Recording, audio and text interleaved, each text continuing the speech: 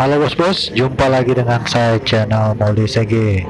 Kali ini kita dengar bahwa Manado Town Square atau Mantos tidak lama lagi akan dibuka, tetapi akan mengacu pada keadaan new normal atau kehidupan normal yang baru, di mana setiap pengunjung yang datang ke sana harus mematuhi protokol kesehatan, seperti pemeriksaan suhu tubuh, mencuci tangan, physical distancing.